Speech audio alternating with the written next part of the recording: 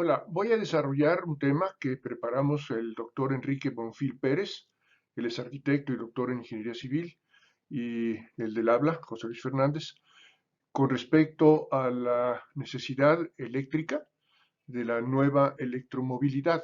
Para ello voy a caminar brevemente por el tema de movilidad, electromovilidad, la necesidad de transporte en las grandes ciudades y eventualmente los requerimientos para poder hacer electromovilidad. Voy a abordar algunos temas de forma desordenada, pero los quiero mencionar para que los tengan ustedes presentes desde el principio, que son los que me llevan a hacer consideraciones con respecto a las necesidades eléctricas de la micromovilidad. Asimismo, yo quiero hacer mención a algunos aspectos técnicos que tienen que ver con la orografía que hay que vencer, la distribución de los sitios que hay que visitar en una ciudad y la forma en que se pueden evaluar los aspectos financieros fundamentales.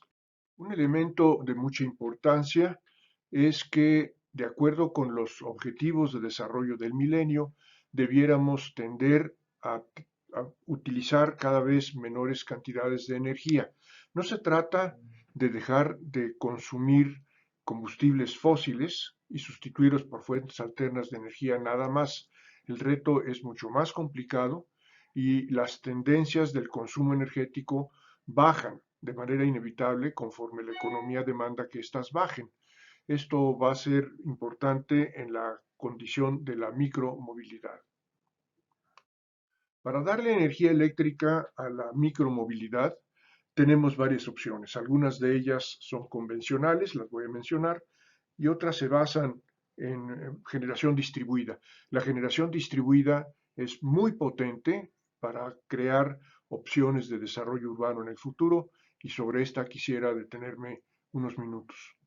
Al final, lo que quiero presentar a ustedes es un cambio radical que debe tener el sistema de distribución eléctrico, basado fundamentalmente en el surgimiento de la generación distribuida, apoyada por un lado en fuentes alternas de energía, algunas conocidas, otras no tanto, pero de alguna manera influencian la distribución de otros recursos naturales que también están amenazados, como son el agua, el uso del suelo y los alimentos.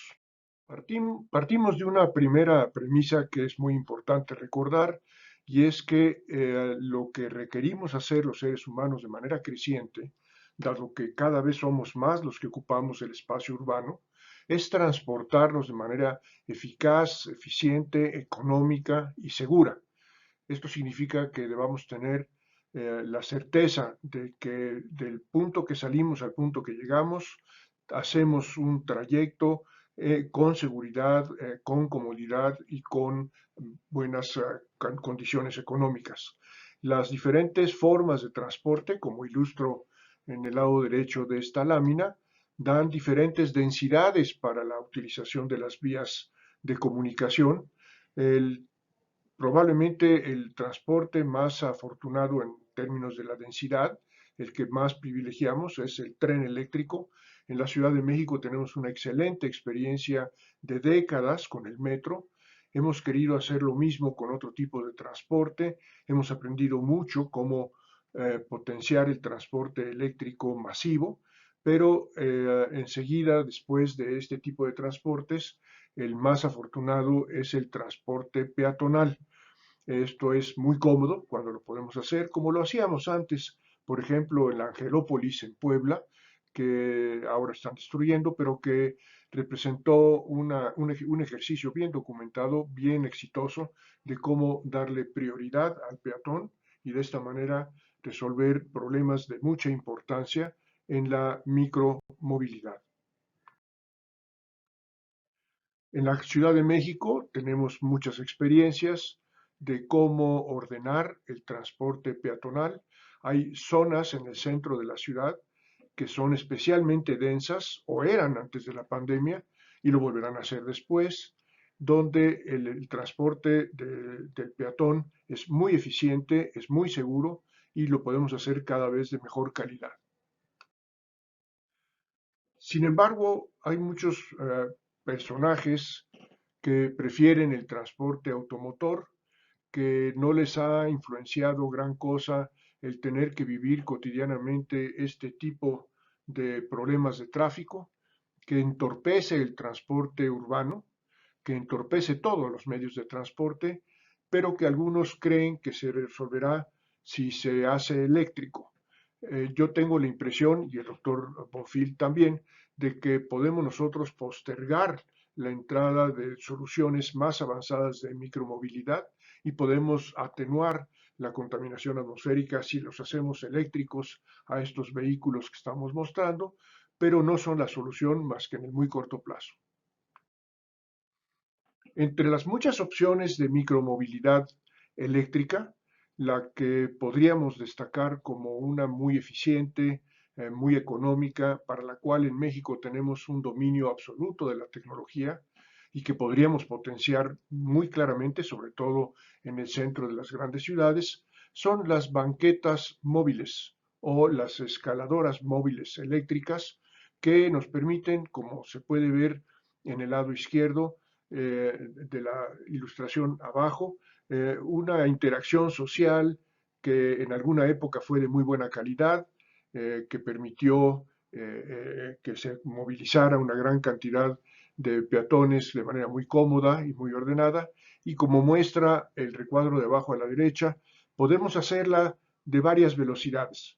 O sea, yo me subo a una banqueta que se está desplazando probablemente a 7 kilómetros por hora, de esa me subo a otra que va a 7 kilómetros por hora más a prisa, y de esta manera yo puedo tener velocidades medias de transporte en 3 o tal vez 4 pasos que exceden con mucho las expectativas de cualquier tipo de transporte sobre ruedas a nivel superficial. Dejen mostrarles algunas ilustraciones de cómo se vería en el futuro el paisaje urbano.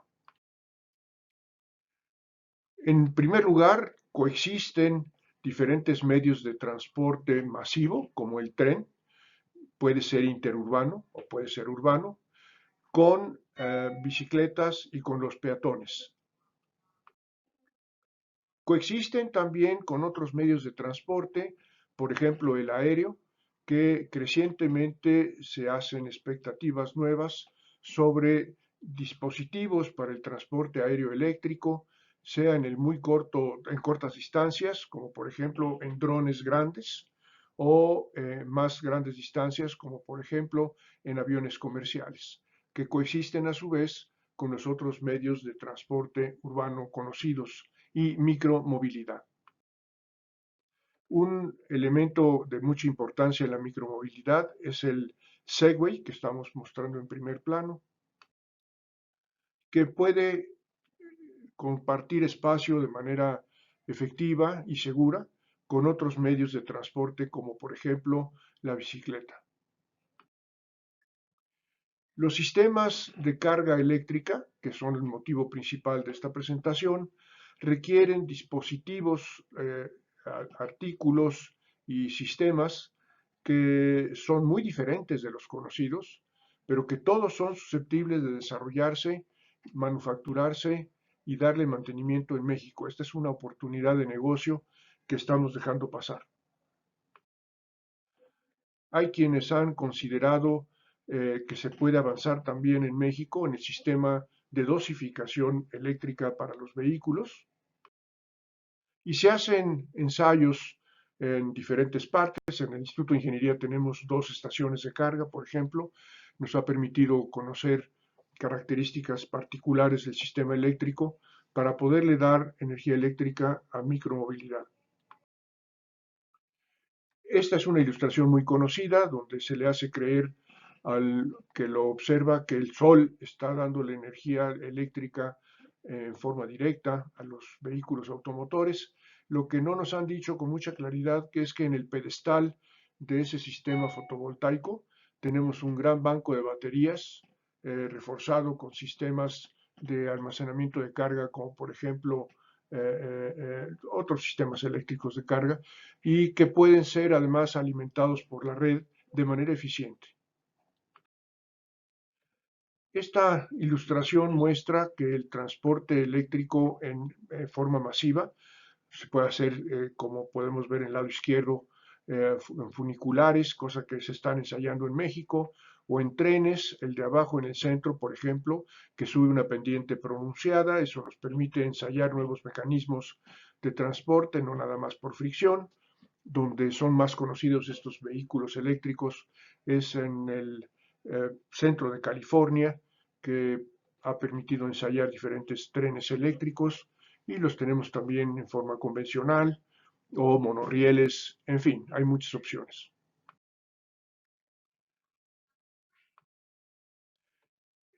A final del cuento hay tres tipos de movilidad.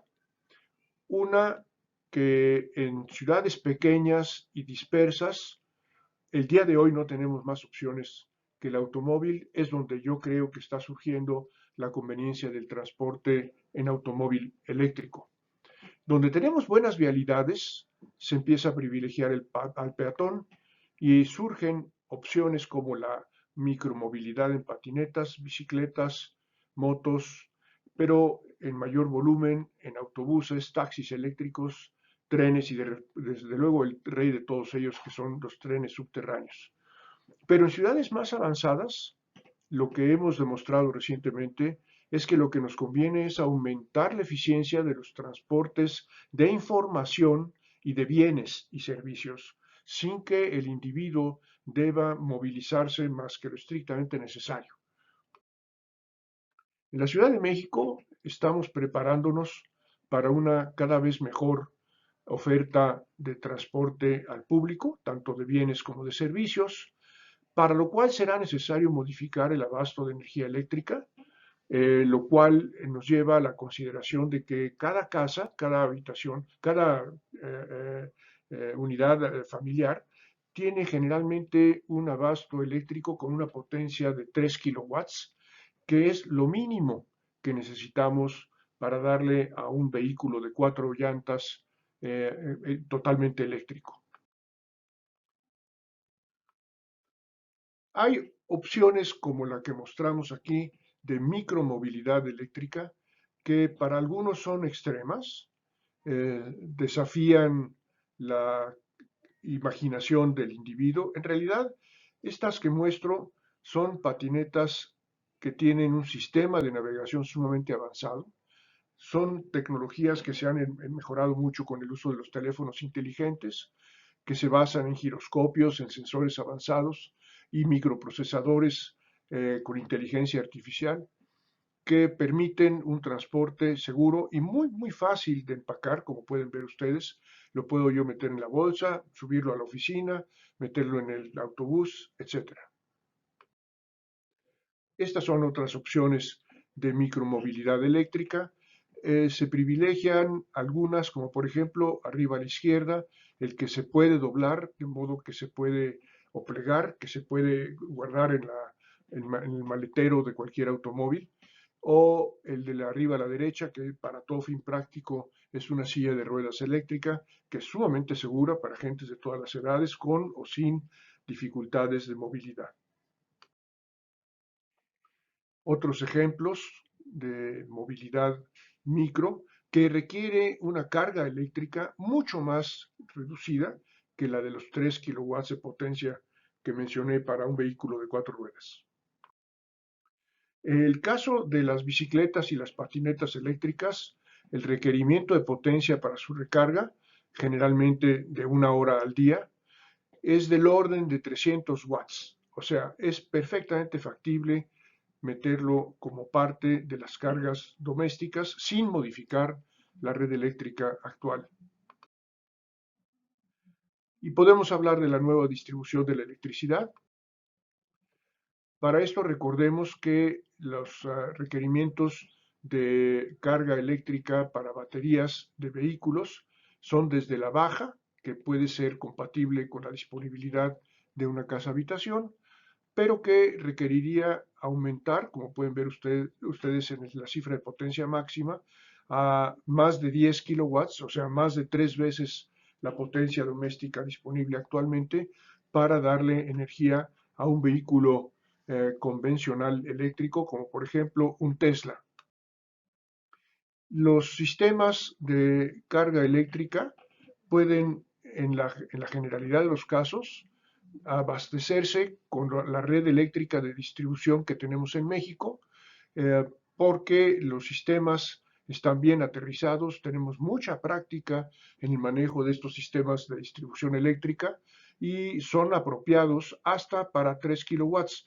Cuando necesitamos más potencia, sería cuestión de buscar con la Comisión Federal una, una conexión de 2 o 3 veces más. Esto es perfectamente factible en general. No creo que sea tan fácil darle una carga eléctrica mucho mayor a 3 kilowatts de potencia a cada casa en el futuro. Para eso necesitaremos avanzar particularmente en la generación distribuida para poder reforzar el abasto eléctrico a nivel doméstico.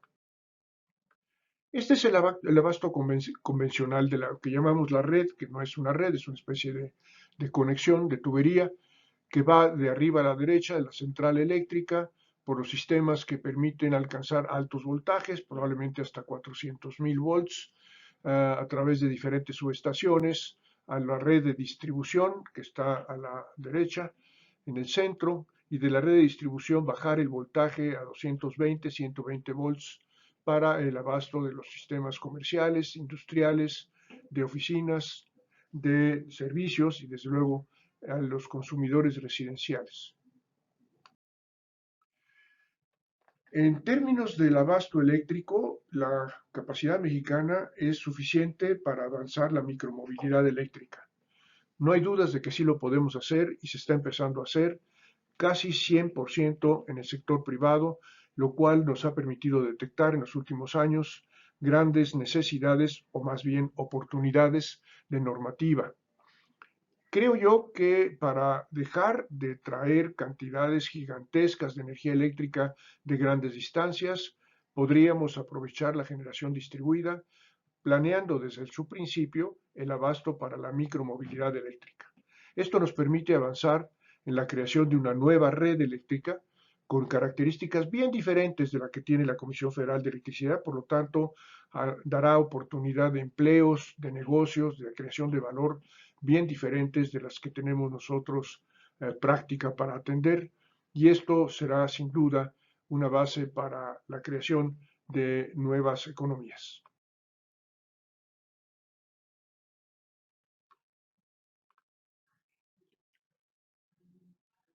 Muchas gracias.